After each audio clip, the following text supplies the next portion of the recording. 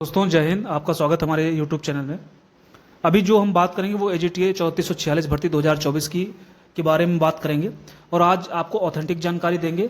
एक बार मैंने और एक पिछले जो वीडियो डाली थी उसमें आपको कट ऑफ एंड ऑल का एक बस वो बताया था एग्जाम कब होगा, बस ये जज करने के लिए आपकी तैयारी कैसे हो रही है। बट वो एक्चुअली नहीं है। आपको जो रियलिस्टिक आज बताऊँगा मैं, इस पर आप फोकस करिएगा और क्या सोर्सेज हो सकते हैं आपके, उसके ऊपर भी लेके चलेंगे। ठीक है, सिलेबस को कितना कवर करना है और कैसे पढ़ना है, सिलेक्शन पाने का बेस्ट तरीका क्या है, तो वो सब चीज़ों पे इस पे ध्यान देंगे। तो सबसे पहले बात करें तो पोस्ट आपकी जो है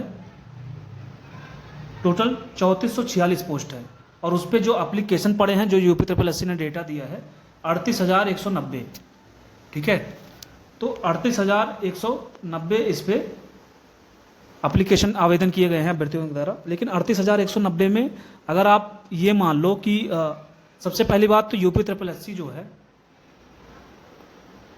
15 गुने अभ्यर्थी को बुलाती है, 15 टाइम्स अभ्यर्थियों को बुलाती है किसी भी एग्जाम में। आप देखोगे तो नॉर्मल और खास करके जो स्पेसिफिक है उसमें तो होना ही है। ठीक है, तो आप ये मान लो कि अगर 3446 का 15 गुना करते हैं हम तो लगभग 51,600 आई थिंक इतना हुआ। इतने अभ्यर्थी लिए जाएंगे और फॉर्म कितने अप्लाई हुए हैं 38,190। तो कोई भी कट ऑफ इधर पेट की नहीं रहने वाली है, ये आपको ध्यान रखना है। मैक्सिमम अगर जाती भी है कोई कट ऑफ तो आप ये मान के चलो कि एक या तो 1 नंबर रहेगी, ठीक है, या मैक्सिमम 2 नंबर। बट मेरे ख्याल से कोई भी कट ऑफ जो है डिक्लेयर नहीं, क्योंकि इतने अभ्यर्थी ही नहीं है। अगर आप 15 गुना के हिसाब से देखो तो 51,600 के लगभग में होते हैं 3446 के उसमें। बट अभ्यर्थी इतने ज़्यादा नहीं है, आपका 38,000 39,000 के लगभग आवेदन हुआ है। तो आप ये मान के चलिए कि पेट में कोई भी कट ऑफ नहीं दी जाएगी। 0+ में जो लोग हैं वो सारे एलिजिबल रहेंगे। ठीक है, तो 0+ में जो लोग हैं वो सारे के सारे लोग एलिजिबल रहेंगे। पेट का कट ऑफ आप ये मान के चलिए 0+ ही रहेगा इसमें। ठीक है, नेक्स्ट अभी बात करते हैं सिलेबस की। सिलेबस आपको कैसे कवर करना है। आपको पता है कि सबसे ज़्यादा जो है इसमें वो एग्रीकल्चर का पोर्शन है। ठीक है, सिलेबस आप सबने देख लिया इसलिए मैंने यहाँ पे लगाया नहीं है। ठीक है, बट आपको जिन चीज़ों पे ध्यान देनी है वो मैं बता रहा हूँ मैक्सिमम सिलेक्शन के लिए। एग्रीकल्चर का जो पोर्शन है ये सबसे ज़्यादा है। दूसरा जो आपका पोर्शन है वो है यूपी स्पेशल। ठीक है, अब रही बात एग्रीकल्चर कैसे पढ़ेंगे, यूपी स्पेशल के बारे में बाद में बात करूंगा। बट आपका 60 to 70% यहीं से कवर हो जाएगा ये एग्रीकल्चर से, ये आप मान के चलिए। तो एग्रीकल्चर तो आप छोड़ ही नहीं सकते हो, स्किप नहीं कर सकते हो। अभी आपके पास बहुत टाइम है, कब पेपर होगा आपका वो भी मैं बताऊंगा। ठीक है, बट आगे चलता हूं तो देखता हूं आपको एग्रीकल्चर के लिए कौन सी बुक फॉलो करनी है और लाइन टू लाइन आपको उसका बिल्कुल रट लेना है। वो है आपको, और आप सभी को पता है कि नेमराज सुंडा की बात कर रहा हूं मैं, वही बुक लेनी है। ठीक है, आपको और लाइन टू लाइन रटनी है। ये रही आपकी एग्रीकल्चर की बुक नेमराज सुंडा की। इसमें जितने भी टॉपिक हैं वो आपको सिलेबस के अकॉर्डिंग देखना है। हाँ, बस ध्यान ये रहे, एक तो ये कॉम्पिटिटिव बुक ही है, कॉम्पिटिटिव एग्जाम के लिए ही है एग्रीकल्चर से रिलेटेड।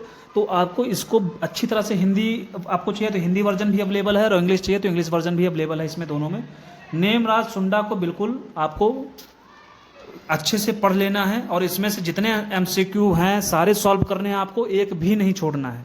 और रिपीटेटिव आपको सबसे पहले मैं बता दूं कि जो तरीका है तैयारी करने का, दूसरी एक बुक है, ये भी आपको दिखा दिया, ये मैंने डाल दिया, फंडामेंटल ऑफ एग्रीकल्चर।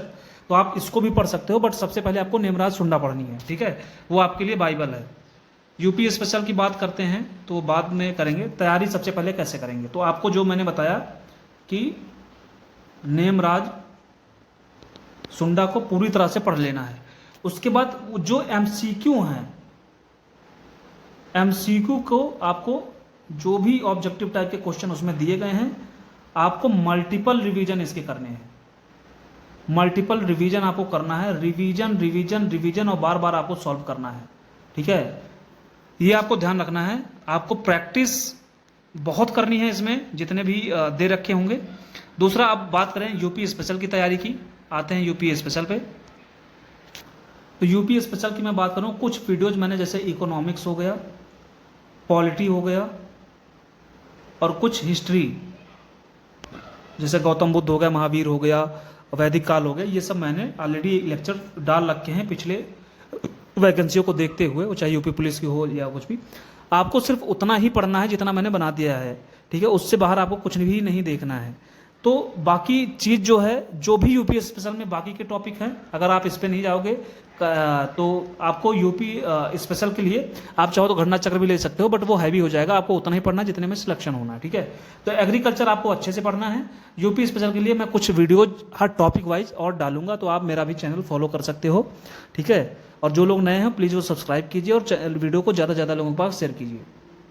तो यूपी स्पेशल आपको मैं जितने भी टॉपिक हैं हर एक टॉपिक पे, करंट अफेयर छोड़ के, करंट अफेयर में जाऊंगा तो मैं बाकी कवर नहीं कर पाऊंगा। करंट अफेयर का सोर्स आप जानते ही हो, आप अच्छे खासे चैनल हैं, बहुत सारे चैनल हैं, वहाँ से ले सकते हो, या उसकी बुकलेट भी आती है वो भी ले सकते हो आप, ठीक है। तो ये आपका यूपी स्पेशल मैं कवर कर लूँगा, इसमें आपको हर एक टॉपिक पे और बिल्कुल कंसाइज नोट्स के साथ आपको मैं दूंगा। नेक्स्ट बात करते हैं, फाइनल कट ऑफ एक्सपेक्टेड कितनी जाने वाली है। तो मैं आपको बता दूं कि 2018 की वैकेंसी आई थी, 2019 में इसका पेपर हुआ था, उसके बाद से अभी आई है, इसीलिए अभ्यर्थी, तब भी आप सोचो कि सिर्फ 38,190 आवेदन पड़े हैं, तो उस हिसाब से आप ये समझ लो कि कट ऑफ नहीं जाने वाली है ज़्यादा।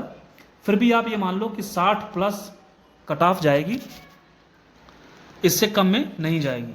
तो 60 प्लस आपको मान के चलना है, बट तैयारी जो आपको करना है वो 70 प्लस की करना है, ये आपको ध्यान रखना है। क्योंकि आप देख रहे हो पेपर लीक हो रहा है, बहुत सारी चीज़ें हो रही हैं, और तब से बहुत सारे कंपटीशन भी बढ़ गए हैं, बहुत सारे नए लोग भी आवेदन किया है, बहुत सारे एमएससी के लोगों ने किया है, पीएचडी कर रहे हैं लोगों ने, बट उनका क्वांटिटी इतना ज़्यादा नहीं है, आपको इतना घबराने की जरूरत नहीं है।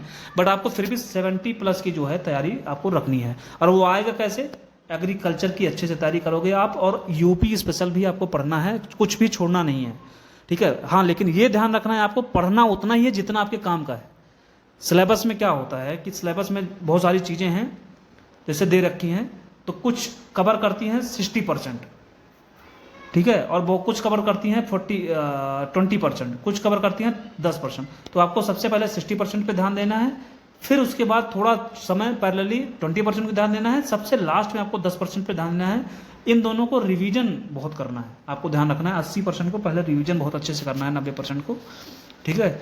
10% में और अदर आप ले लो कुछ, तो वो जब आपके पास बहुत टाइम बच जाता है, तो क्योंकि आपको 100 में 100, अगर सपोज 100 क्वेश्चन आ रहे हैं तो 100 में 100 नहीं अटेम्प्ट करना है, आपको बस उतना अटेम्प्ट करना है जितने में आपकी एक्यूरेसी बहुत अच्छी हो, बट आपको ध्यान रखना है कि 70 प्लस आपको करके आना है, ठीक है। क्वेश्चन की बात कर रहा हूँ। तो ये सब जो रहा ये मेरी तरफ से था आपके लिए, जो भी मुझे जानकारी थी वो आपको बताया। तो प्लीज़ वीडियो को लाइक कीजिए, शेयर कीजिए और मैक्सिमम लोगों के पास शेयर कीजिए। जो एग्ज़ाम आपका होगा वो आपको मैं बता दूं कि 2025 में आपका एग्ज़ाम होना है, तो इसके लिए आप लोग तैयार